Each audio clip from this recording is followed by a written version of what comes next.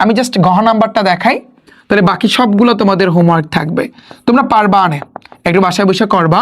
এগুলো তোমাদের সংক্ষিপ্ত প্রশ্ন করাবো না নে, সে সময় দেখবা না যে এগুলোতে ভাইয়া আছে এগুলো। দেখো এখানে কি বলছে, অন পয়েন্ট, অনের মাথায় পৌনপুনিক 8, 5 এর মাথায় একটা পৌনপুনিক, ভাগ 0.2 এর মাথায় পৌনপুনিক, 4 এর মাথায় পৌনপুনিক। তাহলে তোমার আলাদা আলাদাভাবে আগে করতে হবে।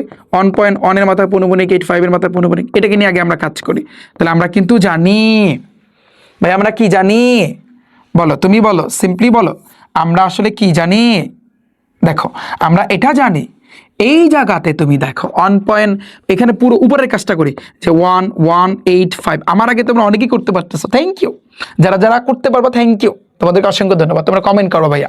এবার দেখো পরের কাজ কি, পৌনপুনিক দেখো এই মাঝখানেটা নাই, মানে মাঝখানেটাও আছে, তাহলে 3টা ছাড়া বাকি থাকে কি, এই 1, তুমি বিয়োগ করবা। নিচে থাকে কি ভাইয়া, নিচে থাকবে কি বলো, নিচে থাকবে হচ্ছে দশমিকের পরে, নিচেরটা কিন্তু মেনলি দশমিকের পরে, এটা মুখস্থ রাখবা। দশমিকের পরে দেখো 3 জনের মাথায় পৌনপুনিক আছে, তার মানে এখানে 3টা নয়, বাস এখন তুমি বিয়োগ করো, তার মানে 1184 হবে।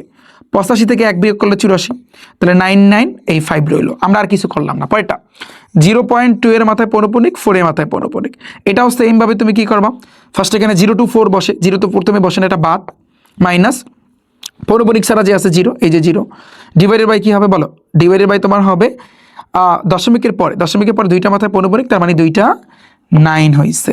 ওকে, এখন দেখো তাহলে 24 ডিভাইডেড বাই 99, এটা বসছে। ক্লিয়ার?